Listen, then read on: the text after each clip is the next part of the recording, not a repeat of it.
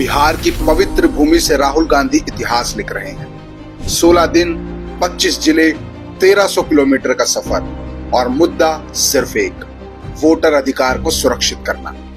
Voter अधिकार यात्रा बिहार के हर वोटर की यात्रा बन गई है और बिहार के लोगों का भी इस यात्रा को अद्भुत साथ मिल रहा है।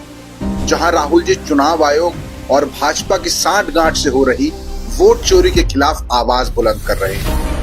इस यात्रा की सफलता देखते ही बनती है। पहले 3 दिन में ही लाखों लोग जुट चुके हैं। नवादा, गया और शेखपुरा में 4 लाख से ज्यादा लोग राहुल जी के साथ कंधे से कंधा मिलाकर चले। सभाओं में नारे गूंज रहे हैं, वोट हमारा, अधिकार हमारा।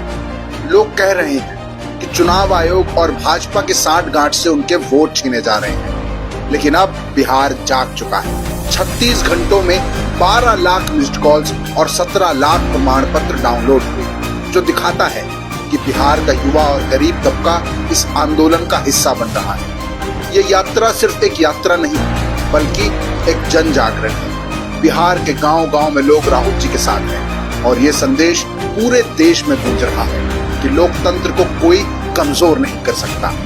राहुल गांधी की ये वोटर अधिकार यात्रा बिहार को बदल रही है और भारत को एक नई दिशा दे रही है। वोट चोर भाजपा और चुनाव आयोग की अब खैर नहीं। जय हिंद।